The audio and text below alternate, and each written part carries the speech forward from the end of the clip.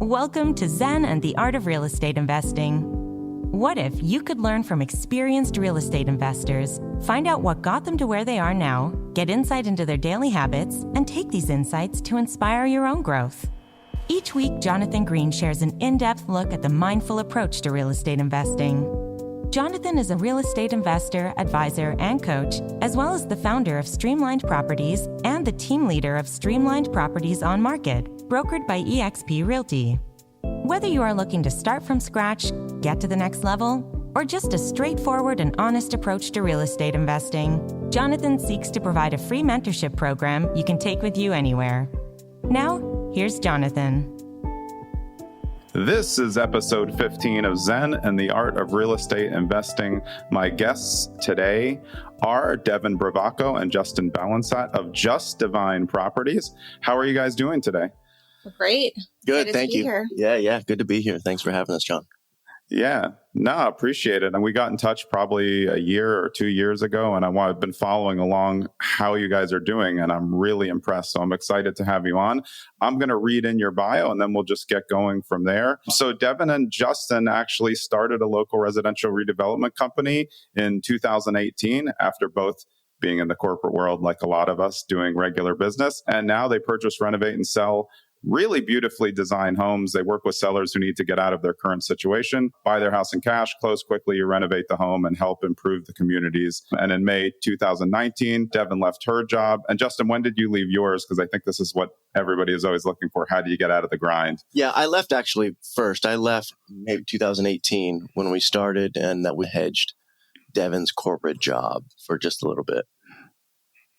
Yeah, that's actually a really smart move. I think couples who invest, it's smart for one to deploy earlier and keep the cash flow coming. That was the plan, to keep it afloat while you see if it works. But listen, at the end of the day, you're never going to feel like it's the right time. And I don't have kids, but I feel like people say the same thing about kids. You're never going to be fully prepared. You just, when you want it and you want to go get it, you just got to jump. And that's the big thing about entrepreneurship. Yeah, I always say there's a point where you get to it where you're doing well enough, but you can't prospectively be where you want, because there has to be a spot where you have to make the leap. So you guys obviously got to a point where you felt like, no, we got this. What was that point? And then we'll go back into how you got into real estate. But what was that kind of tipping point where you knew, hey, look, Devinne, it's time to go too. Let's just do this full time together. So I feel like it was like God's way of putting it in my path. But honestly, it actually worked out. My company was going through an acquisition at the time, and they were getting bought. And so we were all interviewing for our jobs at the time. And I was like totally wishy-washy at the time. I was like, do I want this job? Do I not want the job? And I remember interviewing for it, and I was like half in, half out. And I had the worst interview ever. I was like, I think that I could do this job. I know I'm amazing. This is great. And then at the same time, I'm like, I've been here for a while. Maybe I should try something different.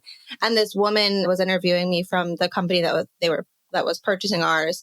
She's never met me. And honestly, how could you say that interview went well? Yeah.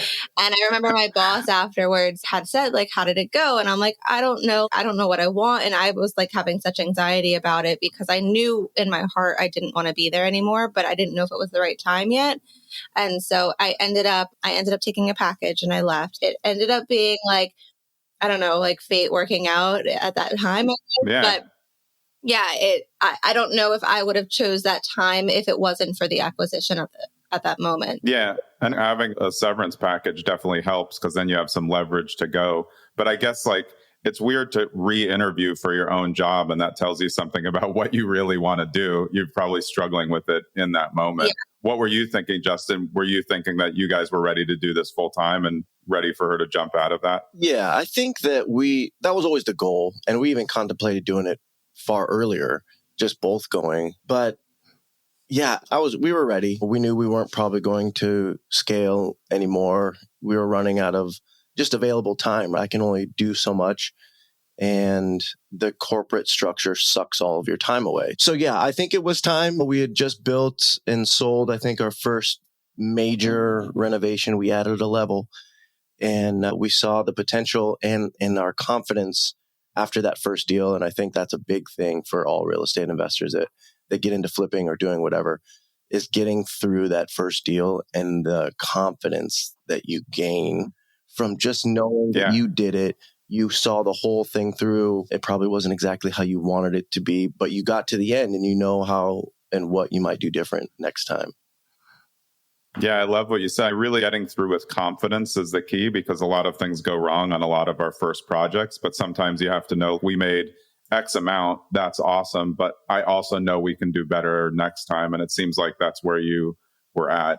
Just stepping back, where does your interest in real estate come for both of you separately? And then how did you decide like this was what you were going to move on together? Yeah. So I didn't have much interest in real estate other than I knew it created the most millionaires out of any other industry. So I knew it could be lucrative if I understood it and just educated ourselves on it. And we were both in hospitality. And so I think that the part of selling a beautiful home and the hospitable part, I think that Devinne and I both share came together with real estate. Real estate is just a vehicle. And I knew that I was looking around at other investors and other individuals who were being successful, making good money. And I thought, man, if these guys can do it, I can do it. I just need to educate myself. I need to understand it. So yeah, I think that go ahead. What about you, Devinne? Knowing your background's from hospitality, that has a lot of like aesthetics of homes. And I've seen like your renovations are not like people who just say, I'm going to do one flip and they cookie cutter Home Depot. You guys are doing high end, really nice, smart aesthetic choices. What was it that drove you to that? And then on your end, how did it work doing it together also in the beginning? Yeah, of course. So I also didn't even think like real estate was a thing we would get into. My parents owned a bunch of rental properties, and that's actually what put me through college. And so I was very grateful to come out of college, and I had to pay for 1 year because I did the 5-year program. But Same. Yeah, Me too. Yeah. Other than that, my parents paid for my college because of the rentals, and same with my brother. And so I saw what real estate could do for a family and for just anything and everything. And so I had it like always in the back of my head, but I never thought that it was something like that was like a job that I would do. I was very much, I need a corporate job, like I need a job.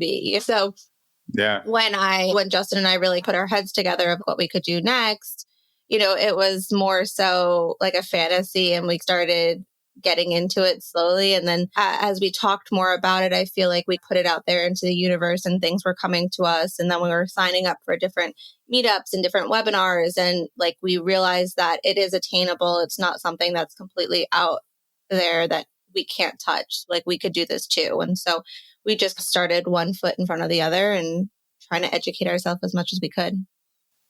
Yeah, you guys have really been into the mentorship. There's some that were unpaid, some that paid. And I know that people are always struggling with that in the beginning. I think it can work for everybody. I just think there's a lot of people who get things dangled in front of them and then they don't make it work. So how did it work for you? And what were like the first things that really took you up to the next level in terms of someone else helping you get over the hump of either, can we really do this? Is this a real thing? Like you were saying. I think for us, like, it was more so about we want to do this and we want to do this right. And so if we can have somebody teach us how to do it and take away like more than half of the mistakes that we know we'll already make, let's just do it. And we had that money at the time and we were like, let's just invest in our education. And so I feel like for a good year, we invested in our education in every which way we possibly could, in conferences and, programs and webinars and anything and everything. We were constantly just trying to feed ourselves knowledge at that time. Yeah, I feel like, though, from watching you guys over the past couple of years, it's not just that you get the information, you immediately apply it. And I think you probably saw people at things that you paid for who were expecting it to do the work for them. And that's why I'm always like scared of mentorship for brand new investors, because I feel like they're paying for the holy grail, but they don't really want to do the work. You two really do the work, and you were invested in like getting it all done. What was the most impactful event or mentorship that you had in the beginning? I know it might be on the questions at the end, but it's interesting to know like which one really was like, oh, we can definitely do this. Well, I think that a mentorship program can be, I don't know, controversial for lack of a better term, but again, it's what you put into it, right? And so you're right, when most people don't want to do the work. Most people aren't willing to put themselves out there, to get uncomfortable. Most people aren't willing to be coachable, to learn something new, to start at the bottom. And so that's why not everybody's a real estate investor. That's why not everybody's an entrepreneur. And I say that it's not for everybody because it takes a certain type of individual. We joined, and it was probably the best $50,000 that we ever spent, but we joined an educational program, and it gave us access to hundreds of coaches nationwide that we could call on, that we could email, that we could message on Facebook. There was just a ton of resources. And again, I saw people being successful. Was I nervous about, is this gimmicky? Am I going to lose my money? Am I going to get all? Sure, I was. But I also knew that there were people that were being successful doing this. So like Devinne said, we paid up front for, I guess, our mistakes. We pay up front for the education, the mentorship. Yeah. And that was, I think, the biggest thing is getting a coach, shortening the learning curve, stop being the know-it-all, humble yourself a little bit and follow some people that do it better than you. And I think that's where you need to start. It's unfortunate that people join these programs because they want to get rich quick. And I get some of the sales approach of these programs is a little bit of the get rich quick. And I'm not saying you can't. There are people who do one deal and have made more money than they've ever made. But what it also teaches you is money management, asset protection, creation of LLCs and self-marketing, sales. It teaches you presentation, public speaking, negotiation. There's so many more things that these programs can teach you if you take what they're giving you. Now, not all of them are good. A lot of them, you need to do your research and you need to be a human being and don't just send people money that you don't know about. But I think finding a coach, whether it's a coach or mentorship, something free or paid, find someone you trust. I think that's the biggest thing. Find someone you trust and who has time to walk you through the program, walk you through how to get from A to Z and whatever. And it's so vast, right? Real estate's so vast and so many people have opinions on what you should be doing. So it's hard to trust people in the industry if they're not invested in you as well. Yeah, I feel like the programs, and we'll see what you guys think, they provide a framework for a lot of what you do. A lot of people who are used to business culture are used to like, okay, this is what I do 9 to 5. And then you get into investing and you're like, you can do whatever you want, which means you can just sit around and do nothing and accomplish nothing. But I think it provides like a framework guidebook on how to do it. And then you guys are taking the guidebook, putting your own spin on it, improving on it, whereas everybody else isn't the guidebook just going to do everything for me. And the other thing that I think is really important that you said is about the human part of it. Even if you pay up for a mentorship, if all you did was build relationships inside that group, you will be successful. If, like you said, you're coachable, open to learning and learning from those who've done it before you. And I think that's where you can really say some people have definitely paid up and thought it was a failure, but I think you can identify why. And there's definitely scammy programs out there, but like you said, I think you can do your research, talk to other people, and even if it is salesy, it doesn't mean that the information in there can't help you. Even if it's stuff you could find other places, it won't be all succinct, packaged up for you, ready to go. So where did you take it from there? You go through that first mentorship program, and then how did you get into your first deal? I think that's a great place to start.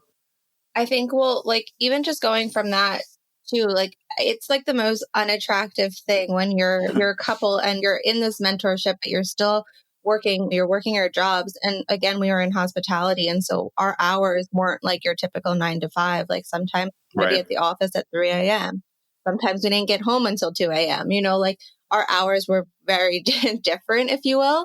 And so we still made it a thing to come home and watch our curriculum and sit there and for hours and spend, if we had a lunch break, we're eating lunch while we're talking to a coach. We tried to do as much as we could. And we tried to go to as many meetups as we could. And so meetups are actually the way that we got our first deal because we were constantly networking. And exactly how you said, even if you just meet the people and network with the people in that program, that's a win. And so we were all about capitalizing off of as much as we possibly could at that time and still to this day. And so networking for us, we went to one meetup per day for a good month. Oh We my met gosh. some amazing people that we still are in contact with. And so we were going to a meetup that was a monthly meetup, and we just put ourselves out there, and there were some vendors there, and we went and we met one of the real estate agents that was obviously investor friendly, and just had a conversation like a normal human being, and just said we're looking for Yeah. property. And they ended up wholesaling 2 properties to us. So we ended up buying 2 from them. One that we tried to subdivide and it didn't work, so we ended up selling it. And then the other that we did flip. Yeah. It's when you got into it, did you know you wanted to flip, or did you start out thinking, hey, maybe we'll wholesale, build some cash like a lot of people think? Or were you ready to build? Because, I mean, you guys are doing big projects and you did that at a level pretty quick, and that's a big undertaking. What your thought was, and then what actually transpired? It's funny because when we first started, we met with it was one of Justin's friends who was a realtor, and he was bringing us to all these different properties. And we were thinking like we were going to either house hack or buy rentals, or honestly, I don't even know if we knew what we wanted at the time. Yeah. I'll never forget, we went to see this one house, and he had brought us to a bunch at the time, and we went to see this one house, and Justin and I went in there and we're like, we knocked this wall down and we moved this and we changed this. And honestly, it was that moment that he was like, every house that I bring you guys in, even if it's a turnkey, you want to knock walls down and change things. It's fun. And he was like, why? Like, you say you want turnkey and like little work, and then every house we go into, you want to change. And it's funny because I look back at it now, that was like a turning point especially for me in that point, because we did, but I don't think we actually knew that. And even in that moment, I was like, oh, go away. You don't know what you're talking about. Like, no, we know we're going to be successful. We're going to do this. And I remember that was a great deal if we went for it that time, but at the time, we weren't in that headspace. So I think from hearing that, we just pivoted a little bit. And so then we got into more of the fix and flip. And our first one, I don't recommend it to anyone starting out, but our first one, none of us did. our first one, we ended up knocking it down to the foundation, and we built like a 2,800 square foot house, and we designed the whole thing and we built it. It took much more time and money than we had anticipated, but we learned so much from that house and that process and just building contacts and everything. So it was, I don't regret it by any means. Yeah. And I don't know that I would agree with not recommending it. If you have the stomach and the risk aversion to something like that, then I say do it, because you're going to learn everything. You're going to learn so much in such a condensed amount of time building a house. If you're getting into flipping rather than doing a kitchen or a bathroom, or you're going to look at the ins and outs of that thing, and whether you want to flip or not. And no, we weren't looking to flip at all, right? We wanted passive income. We wanted to make money when we sleep, right? That's the sexy thing. But learning the ins and outs of a home is like anything else. Like you just understand what it's going to take when you come into a rental opportunity. You just know and are just more educated, more knowledgeable about the property. So I think it's a good idea to understand construction, and for sure. Even if you're not going to stay in the game, the flipping game forever. And Devin and I are almost 5 years into this, and we're transitioning out of flipping. The market's a little bit wonky right now. We're a lot of success with Airbnb, short-term rentals. So we're just going to pivot a little bit and see what happens in the market to come. Yeah. Two things on the follow-up. I think Devin brought up something that you guys did that is so important that I think most new investors are failing to do. You were looking at a crap ton of properties, and that's how it helped you develop, hey, we are always wanting to move walls. The problem with some new investors is they're just crunching numbers, and they can't find an investor-friendly realtor who will take them out and show them dumps so they could get the reps in to know. Because you would have never got there if you're just running numbers on, what a long-term rental would be. You won't know what you like. And then secondarily, when you said, I like how you guys agreed to disagree on whether or not to do it, but I think the thing is you were present. If you're going to do a major job for your first flip and you're not going to be present, you're going to get destroyed, because the contractors are going to steal your money. Right. You're not going to know what's happening.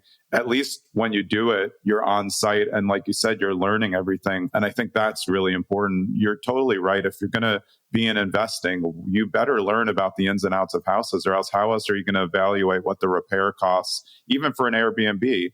where there are going to be issues long term that may affect me because you're working on cash flow. Awesome. How did you transition to doing more Airbnbs? What was your first short-term rental? And then what does that look like now for you guys? Yeah, our first short-term rental we got just about a year ago in November in Saugerties, New York, Catskills area, just outside of Woodstock.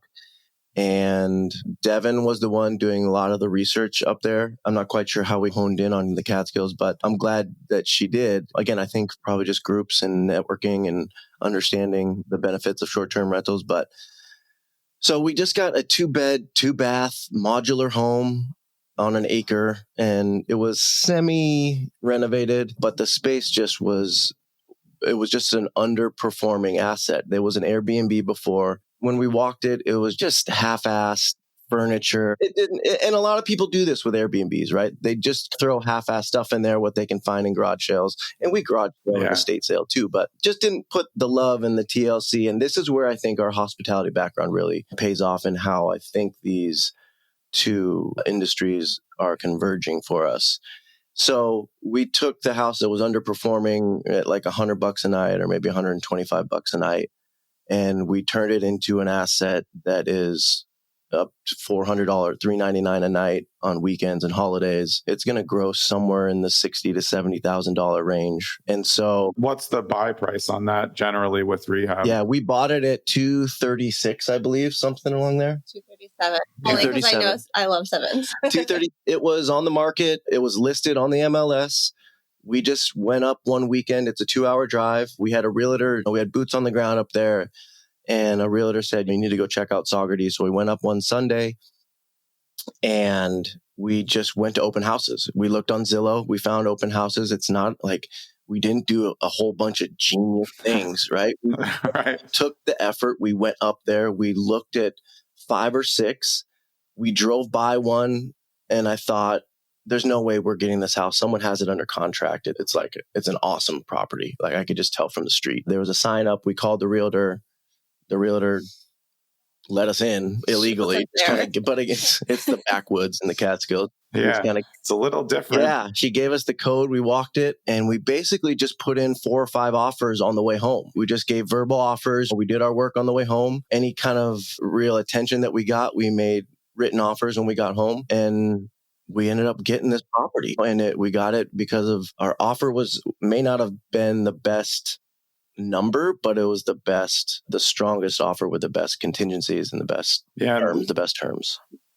I think that once you learn about houses, though, you can be much more strong in your contingencies. I don't even do home inspections. I know all the stuff. We just do oil tank scans and sewer inspections. We've looked at everything else and the rest is on us. We're calculating what we might lose. And I'm also never going to go back on that. I just tell them, look, if I find an oil tank or a broken sewer, I'm going to ask you for money. Other than that, we're good to go. And I think that's what you guys learned from doing the projects before, is it makes it much easier to buy an investment property. But then I guess your hospitality background helps so much with short-term rental in terms of you can take an existing structure, restage and redesign without spending a ton of money and go from $100 a night to $400 a night just because they don't know how to market. That's really what it is from a hospitality background is, are you setting up a short-term rental to be a getaway for someone, or are you just putting a house up that someone can, like you said, stay on everybody's furniture in the neighborhood for a weekend? Yeah. And Devin does the design. I'm there to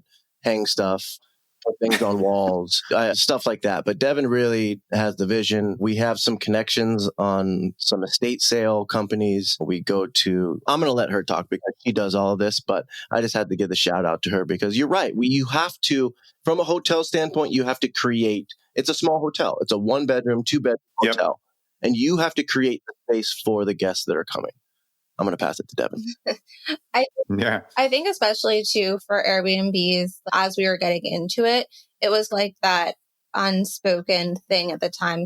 Like still, I feel like people now are like Airbnb, like there's like a frenzy going on. But like at the time, like it was still like unheard of, I feel like. And I had researched it for probably about a year and I was in the Poconos at one point. I wanted to be somewhere that was drivable for us. So God forbid something. Yeah. We could drive up there. And so when I settled on the Catskills, I was actually in the town of Catskills trying to make numbers work and figure out like areas and stuff. And our friend was a realtor farther away from there, but she was willing to drive for us. And so she would go up and she would send us like videos of properties. And I was like, I don't like it. It's not like my vibe. And so she was like, I think you would like the town of Socrates. Why don't you go visit it? It's more of your hippie-ish town. It's Woodstock. Go check it out. And so I'll never forget, Justin and I literally went up for, I think it was a Sunday. We brought our dog and we went for lunch at Miss Lucy's, which is amazing. And we were sitting there and we were just making phone calls. And I was like, let's just do it. And so, like he said, we had the house under contract by the time we got home that night. So, and that one too, like we won it on terms and they had it under contract 1 or 2 times prior to, and the people just couldn't close. I think they were doing like a conventional loan and it's a modular home and there's a million different things that could go wrong. And so we got it for a lower price based on terms that we wanted. So anyway, we went into it. It was fun for me because I like the design thing. It's not something that I was like, I don't have a design license. I didn't go to design school. I kind of just fell into it, especially when we were doing our first flip. Like I had to pick all the fixtures and it stressed me out so much the first time. Fixtures are tough. Yeah, it's tough. I spent hours, especially our first project. I spent way more money than we probably needed to spend on fixtures at the time. So our first buyers got amazing quality. But like I learned a lot through that. And I learned like what looks good in a house and what size to put where and like how to figure out like what makes sense. And so for me, like I was so excited to design like an Airbnb because it wasn't your typical flip. Whereas like a flip has to be like to the masses, if you will. It has to be neutral in a sense. And yeah, that's fun. Don't get me wrong. But like you can't experiment so much. You can only go like a little bit.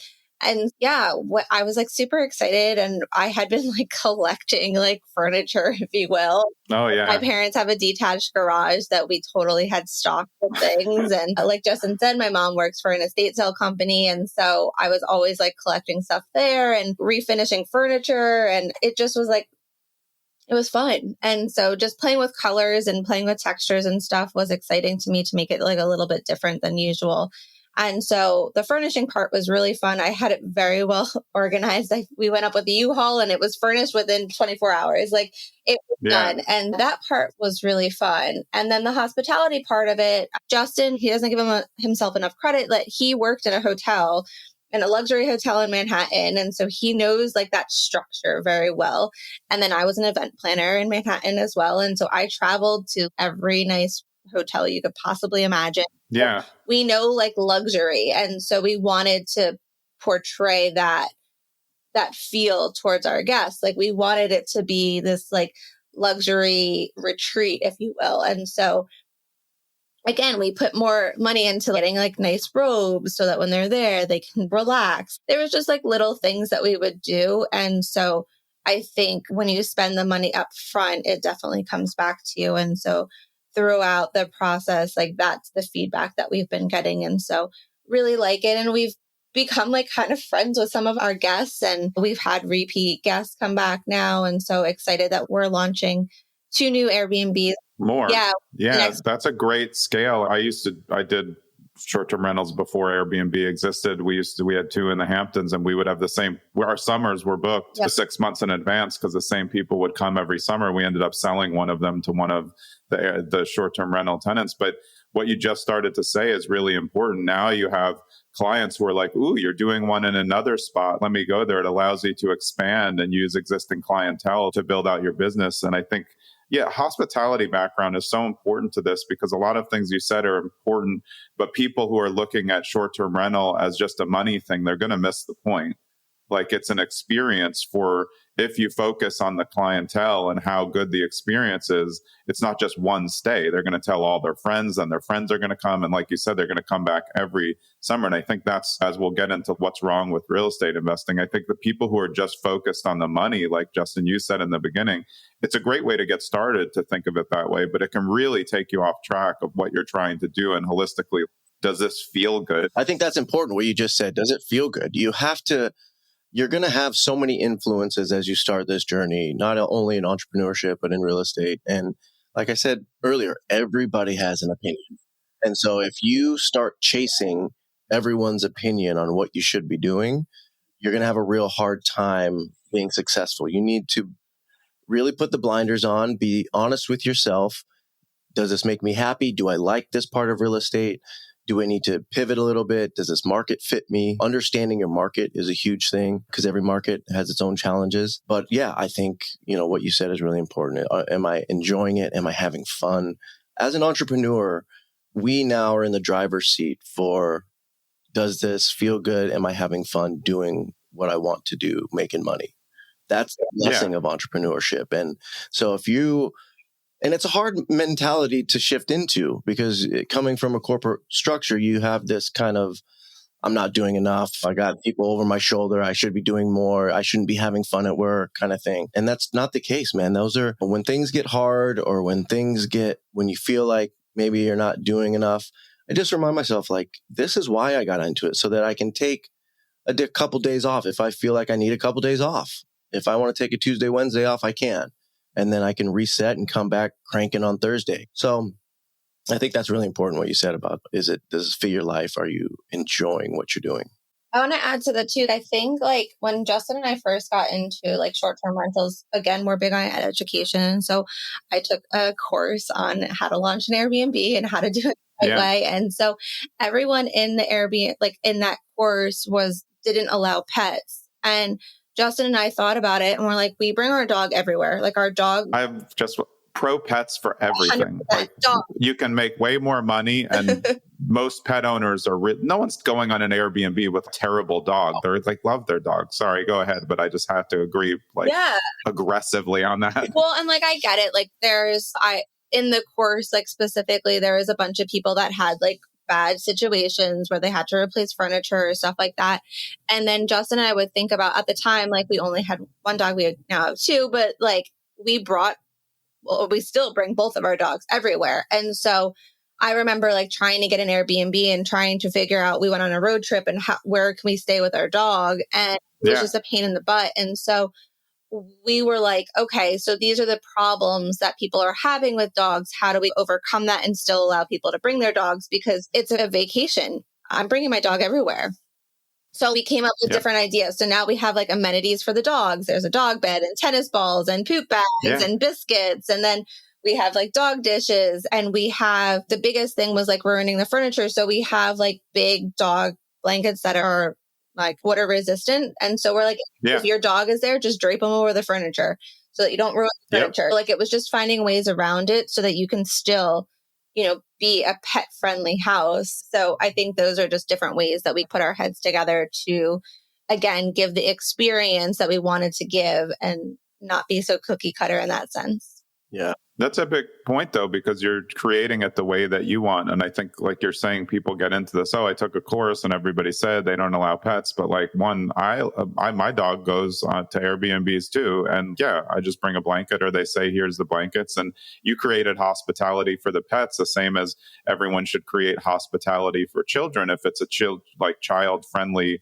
Airbnb, make sure that you have your packable cribs or whatever. And these are just things that your people who are just focused on the money, who would later become like just long-term bad landlords, just think they'll be fine, but not creating repeat customers. And I think that's the failure of a lot of kind of the short-term rental investing. And the dog, dog-friendly owners, they go everywhere. They talk all the time. Like it's exactly community. We're always we're followed by so many different dog-friendly restaurant, dog-friendly recommending places to stay. There's a great community there. And so we love it because one, we love dogs, but it's also helped our business. We had, I don't know what they're called. Their name is Mind of Dog. And they actually brought up 14 dogs to our cabin. Wow. Yeah. And they brought crates for each dog. So each dog stayed in its own crate. Like they're incredible. They have their own business in Randolph, New Jersey, where they train, and it's like a camp kind of thing for the dogs. But that even brought in other business for us because they have a great following too. Just grateful for that community and just always trying to promote it in different ways. So many good tips that you're giving out here for new investors who are, everyone's interested in Airbnb, but there's a lot of ways you can go wrong. But I think focusing on one, like what you like, and then giving people what they want is really what it's about. I wish everyone would take that in. I've been staying in short-term rentals for like almost 20 years because I don't like hotels. And over the whole time, because you can really get a lot from reading the reviews and seeing who else has stayed there. I've only had maybe 2 or 3 bad experiences over the years. So I think if you can do it right, it can be lucrative. So just before we get into the final questions, how many properties have you guys flipped to date? And then how many Airbnbs are you holding now? And then I'll follow up on that. Yeah. So if I'm looking up at my board right now, we have about 10 flips probably, which doesn't sound like a lot, maybe a couple, but they're all major renovations that take a year. Yeah, 8 to 10 months. Yeah, you do some big ones. Yeah. And then we're now holding 4. We just closed yesterday on our 4th. Congrats. Airbnb, right? So 2 of them will be listed by the end of this week or by the end of next week. And then this one has a little bit of renovation that we're going to work on. But yeah, those 4. And then we're going to... Are those all in the Catskills area? Yeah, they're all within 20 or 30 minutes of each other, which is good. Another good tip to do, make sure that, again, what is it going to take if multiple houses have issues, right? If you got to drive 2 hours to one and then 2 hours to another, and then you got to drive back home. Be smart in where you're looking. We like also 4-season rentals so that we're constantly getting people in there. I would also say that if you do it right, if you spend the time, you design it the right way, you make it cozy, comfortable, you start pricing out some of the people that trash places or want to throw parties. Yeah. I'm going to get a different clientele at $99 a night than at $399 a night. And they're going to take their animals different. And it's just a whole different thing. Those are things you need to think about. Am I going to just be cheap and just get this thing on the market? And am I okay with $99 a night and just making the mortgage payment? Or do I want to do this right? We were Superhosts in 6 weeks. 6 weeks. We were Superhosts. Yeah, you're hitting on something really important that was Ryan Goldfarb on a previous podcast and John Errico on one that's going to come out before you guys. They have about 100 units in Atlantic City, all short-term rentals. And they said the same thing. A lot of times when they get started on a new project, they would just want to get the reviews in. So they'd go with a lower price and they regretted it every time. Because look, it's okay that some people can't afford the higher prices, but just generally over the course of time, if you're bargain hunting for that, there's a reason and it's going to cause problems. So I really think that's great advice to price up to what you want it to be worth and then make sure you get the value there. I'd rather have less bookings and better clientele coming in than more bookings and more problems. Exactly. So what's the future? Is it really going to be now? You said there's a market shift, so you guys are pivoting to more short-term rentals. Is that going to be what the next year looks like? More short-term rental acquisition and less to no flipping? Yeah. I mean, we're finishing up a property in Westfield, New Jersey right now that we pre-sold for $1.35 million. It was just framed. And then we worked with a good realtor who has done pre-sales before. We have never done a pre-sale, but in this market, it was amazing. And we got well over what we thought what we initially analyzed it at. So we're finishing that guy up. It'll be done in December, but we have another big $1 million renovation in Basking Ridge that's going to take probably 4 to 6 months from now. And we still got our hands full, but yeah, I think we're pivoting. We've just been so successful with those. And, here. They take a lot though. Flips just take a lot, especially as a couple. It's just like a lot of decisions that you're bouncing off each other and trying to agree on and then assessing the market stats. And then the market goes up and down. So the pre-sale is like fantastic for right now because like you can't really know what the market's going to do. So I'd rather have a guaranteed sale on that. That's awesome. And a non-refundable 10% deposit. Yeah. So you're right. Like worst case scenario, you're going to cash in 10% and then just list it when it's done. Exactly. So it's very safe. Exactly. Awesome. Let me get into our final questions and then we'll wrap it up at the end. I know Devin filled this out, so we'll get your opinion on these as well, Justin. Yeah. But these are the questions that we ask at the end of every episode. So your greatest influence in real estate and why? Devin said Amy Majori on the coaching aspect. Tell us why, and then we'll see if Justin agrees or has somebody else also.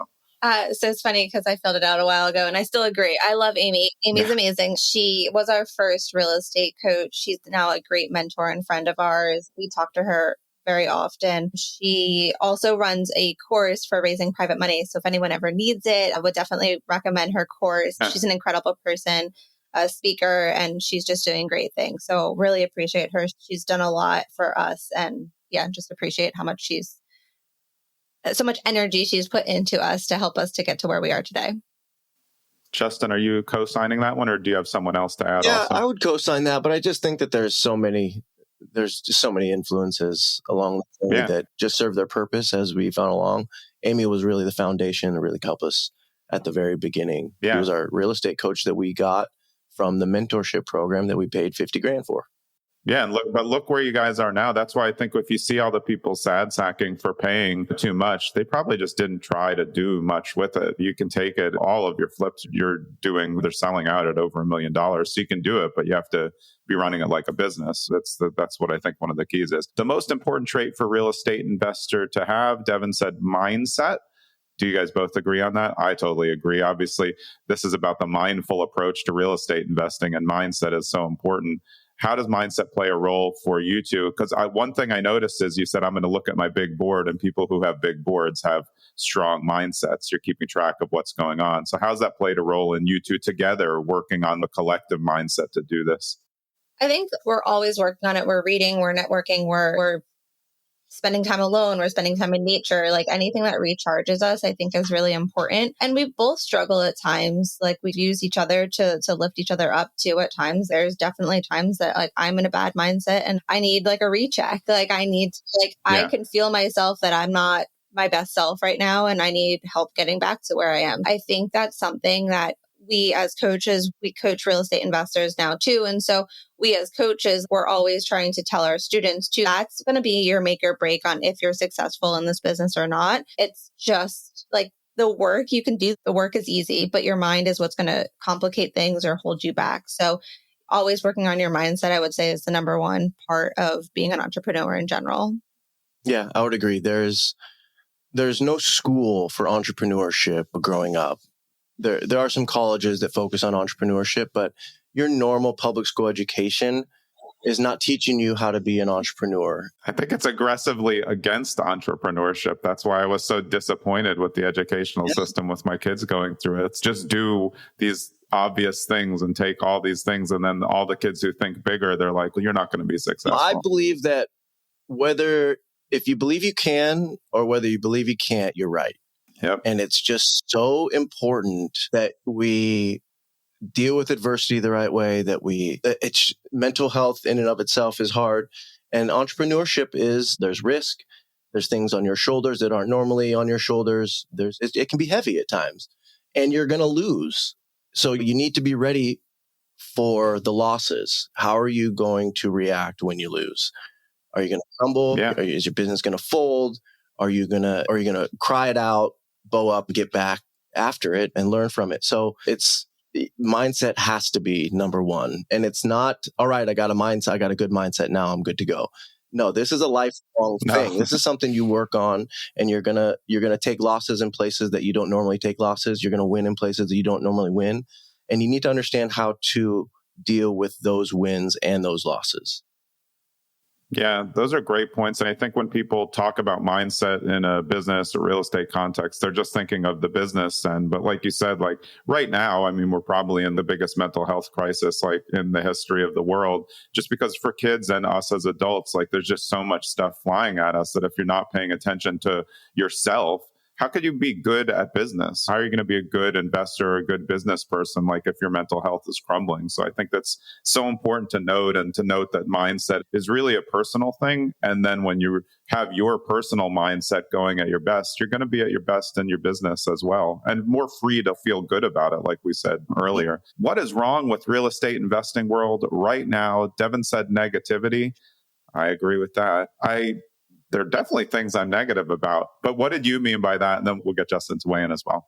I don't remember at that time. I think that there's definitely like a judgment thing, if you will. And when we started out, like our biggest thing was like, we want to learn and we want to put the energy into learning, but we also want to help others. And so I think when you're starting out, like I still say, share your contacts, don't hold them in, because what are you doing? Like you're succeeding, but are you helping the greater good by helping somebody else? And so we're like an open book. We share everything and anything. We give out our contacts all the time. If they work, then great. If they don't, they work for us. It's who we use. I won't recommend somebody that we wouldn't use. Yeah, I don't know. I think it goes back to mindset, because there's certain people, as you go into a room, like you'll be like, I know that I can't listen to this person, or I can't be around this person because this person's affecting my mindset. And that's okay. It's just more to acknowledge that and move on, and to be around people that are smarter than you. I think it's really important to make yourself uncomfortable and to challenge yourself and to push yourself to be better. And give you a firm example is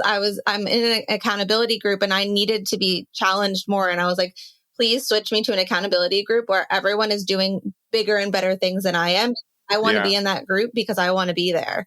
And so I think it's just important to understand and to surround yourself with people that are doing better and doing more and doing whatever, so that you can also see their mindset and how they work and how they react to things, because that's what's going to get you there. So yeah, I think it's just more so about who you surround yourself with, and yeah, keep fueling that tank to get you to the next spot.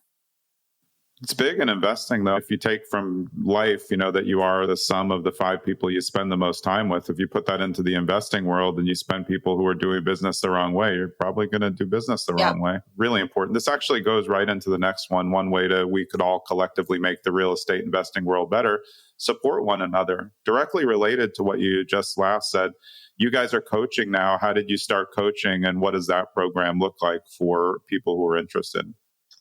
Yeah, we're coaching for Homeschooled by Tarek. So Tarek Alamusa from HGTV Flipper Flop. If you want to join, reach out to us. We can connect you to somebody. Yeah, and we will put the links in the show. It's a great program. Honored to be a coach there and to influence people starting out in real estate and just help them get started. For me personally, like I love coaching. I love coaching these students because a lot of the times, truthfully, you're coaching on mindset too. You're coaching them to get out of their own way. You're coaching them to get over the fear of, okay, we're buying maybe like the most expensive asset you've ever bought, but let's talk about how it's going to benefit you. And so I just think a lot of it is I like to be that person that I can help influence other people, because I've been there before. And for me, it's an honor. And each of us individually have about 30 students that we meet with weekly. And so, yeah, it's an honor. I love it. It's been a great experience and really excited for that to continue. Yeah, Justin, what about you? How does the coaching help you? Because I've always found as a coach and being coached that the more I coach, the more things I learn about myself and how I can help as well. Yeah, teaching things back to people always cements thing, no matter what you're doing. I'm a 3-sport high school coach as well. But like Devinne said, I like that I and Devinne are just very middle-class background people. We're just normal people who decided to do things our way, create our own reality. We decided to do it. Nobody did it for us. And now we get to do whatever we want every day. We choose how we get to create our wealth. We choose how to create our income.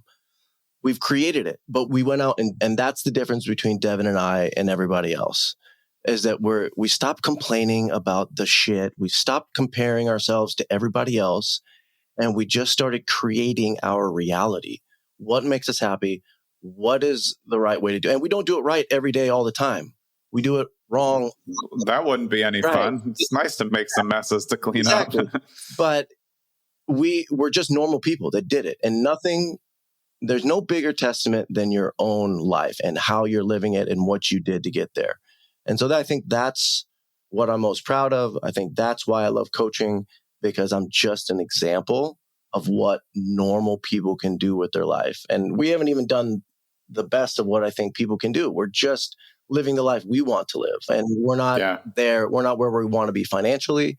We're not where we want to be as far as owning assets. We're not where we want to be. We got a ton of goals still left to accomplish and a whole bunch of building still left to do. We're only 5 years into entrepreneurship. Yeah. But if someone told you that if you risked everything, if you opened up credit cards, maxed them out, if you used your life savings, if you took out your 401k and lent it, if you spent the next 5 years educating yourself, not making much money, living at home in the basement for a while, scaling back your expenses, but in 5 years, you'll be able to do whatever you want, whenever you want, not wake up to an alarm. Nobody's telling you what to do. Go on vacation when you want. Would you do that? Would you do that? Now you have It's a good question to ask. I think everybody listening should answer that if they're new, because if the answer is no, that's okay. Find a different way to get there, but you can get there by doing the grind also in a different way, not your 9-to-5 business grind, but cutting back and making sure that you're doing things the right way for the future. I think too many people are just short-term thinkers. They're thinking, what am I going to get tomorrow? Oh, I didn't make X by tomorrow, so now I'm going to give up. And if you guys, especially, I'm sure it helps that you can plan these things together. You have somebody to bounce it off. That's certainly like a nice soft cushion to be able to go back and forth and say, you like this, I like this, let's figure out a compromise. And also, like Devin said before, have someone to say, actually, I think you need a little assist today, or I need a little assist. So those are great advice. Best book you've read that influenced your career in real estate? Devin said Profit First for Real Estate Investing. Why? And then we'll get to you, to Justin, on the book, because I know you guys are big educational junkies. So there's always stuff in the books that is going to help along the way. Yeah, I read that book this year, and I don't know how it's taken this long to read it. It's the best book I've ever read. Anyone needs to read it. It's helped me just put everything in different compartments so that I can figure out like how to handle our finances, especially from our flips to our short-term rentals, and to treat everything very individualized versus as a whole. Yeah, it opened my mind to so many different ways. I think it's the most helpful thing I've ever read. Really appreciate it. And the other thing I wanted to note too is so many people will tell you that you can't do things, or that this isn't going to be successful, or whatever you want. You're the only person that can define success for you. You're the only person that can decide what's going to move forward. And so I think that this book really helped me just understand how to put it all into place for myself, and to really focus on us and our business and how to grow our business in a better way. Awesome. Justin, do you have a book? Or are you on board with that one? Yeah, I like that one. I have been into audiobooks recently. So and I'm going to go to Mindset, but Outwitting the Devil by Napoleon Hill. Fantastic. One that most people will come up with Think and Grow Rich with Napoleon Hill, but there's another book there. Tell us just a little bit about why that one resonates with you. Because it's the devil in your head. It's everything. It's an inside job, right? And you are your own limitations, and you make these agreements with the devil and unknowingly, or the bad guy in your head, right? The good and the bad. And it's a deep look at how you look at things. It's just much deeper. It's a deeper book. It's a mindset book. It talks about decisions, and it talks about just outwitting the devil. It's a great title for the book. Yeah, I love it. Sometimes the devil is just resistance. Stephen Pressfield, who wrote The War of Art, just talks about that is just the resistance of you or from other people. And both of those are great. And I think they're books people are going to look up. I have a couple follow-ups for you guys. One, where do people get in touch with you if they want to get in touch with you? What's the best way to get in touch with you personally if they just want some advice or to get into the coaching? And we'll link to all those things in the show notes. And then I'll follow up with one big question at the end. I would say Instagram, must comment. Honestly, we love to interact with people on social media. Instagram, I feel like I'm always on at some point or another. Yeah, me too. But I feel like Instagram, it's like people used to think of it a different way. It's definitely just as much a communication platform. And I like it from a creator's point of view that we get all sorts of spam messages in our DMs. I just don't have to answer them.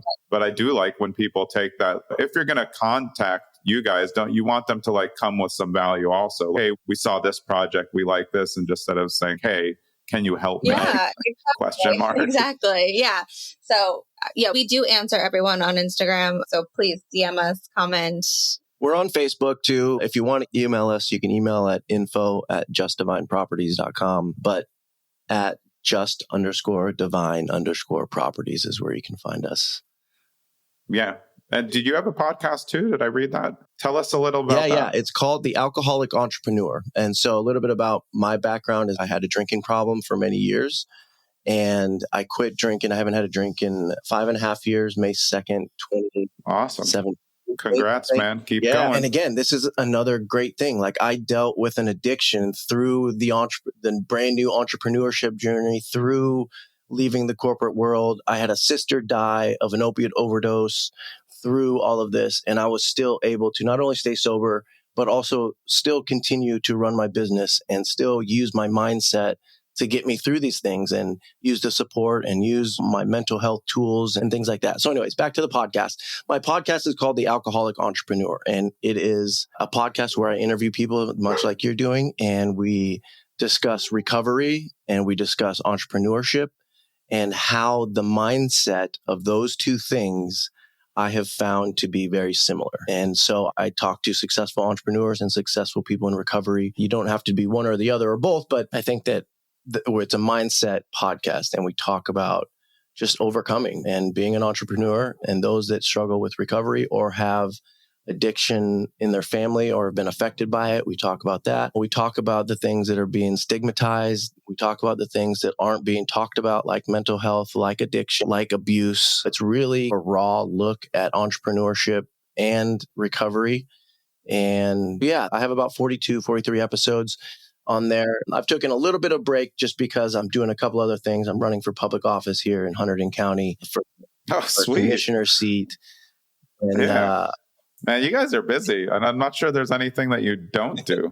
I like it. That's what entrepreneurship and real estate investing has allowed us to do. Give us our time back at the beginning. Yeah, give us our time back. Absolutely, we can do a ton of other things. Yeah, so if you live in Hunterdon County, you get a vote for Justin Balunsat when that comes out. You're going to listen to the podcast. We're going to link to that. 2 follow-up questions to round this off. Where does Just Divine come from? I can look at it as your names, but maybe there's something else there as well. It's our names. So my name is Devinne, but it's spelled very funky, and nobody has ever been able to pronounce it correctly at first. So I get anything from Divine, Devinne, I don't know, everything. So Divine obviously sounds cool. And then Just for Justin. So Justin actually came up with it. We were putting our heads together. He's a very creative person, and it just came to him one day. And we went with it. So all of our businesses are named off of our name, Just Divine. Awesome. All right. Here's your last question. If you could give one piece of advice each to new real estate investors in this climate, what would it be? I would say, I'm going to give 2, I'm sorry, but I would say one is be kind. We're all fighting a battle of life, right? We're all trying to figure it out as we go. And so be kind to one another. I think it's really important. It's going to get you farther in life. And the other thing I would say is just keep pushing. You're going to have a lot of people that naysay you, that say you can't do it. We've had that too. We still have people telling us that we can't do certain things. And there's always going to be somebody out there who says you can't, but you know that you can, and you're your best advocate. So keep pushing and don't give up. You have your dreams and work towards them every day. So be kind and keep going. I would say, awesome, Justin. Yeah, I would say find a mentor, because you also need to stop believing everything you think, right? And you need to start throwing those ideas to somebody else, because nobody knows how to lie to us better than us. Whether that's good or bad. Great. You're going to tell yourself you're not good enough. You're going to have this imposter syndrome that you're not really an investor until you do it. Starting new, you're going to feel awkward, right? And you're going to tell yourself, you're going to beat yourself up, and you're going to tell yourself you're not good enough. This sucks. I'm not going to do this. I'm not capable of this. This is too much. But on the other side, you're also going to tell once you do a deal, you're going to say, oh, I can do everything, and you're going to feel really good. We just need to manage those feelings and have a mentor that you can talk to and throw ideas off, because like I said, nobody knows how to lie to us better than us. Fantastic. You guys were awesome. I'm really glad we got to have this chat. Last time we talked was probably like 2 years ago, but you guys have done so much since then. It was an absolute pleasure. We'll link to everything in the show notes, but thanks so much for coming on. I really appreciate it. I hope to see you guys in person soon. We're doing in-person events now, so I'll send that information to you so we can meet up. I'd love to see some of your projects as well. Absolutely. You're welcome anytime. Thanks, John. I appreciate it. All right. And before we hop off, I'm just going to remind everybody, and I always say this because we have a lot of other people who host podcasts as well. Look, the way that podcasts get help is if you actually like them, you go and review them. You share them with your friends. None of us really want to beg for your acceptance on them. But if you really get value out of them, let us know. leave a review. If you're watching on YouTube, click the buttons where you can follow along. But I think all of us who are in a field of either podcasting or making videos in this creative culture just appreciate that feedback. And that's really the way that it helps us do more of what we do. So thanks so much again, guys. And I look forward to seeing you in real life very soon. This is Jonathan Green. This was episode 15 of Zen and the Art of Real Estate Investing.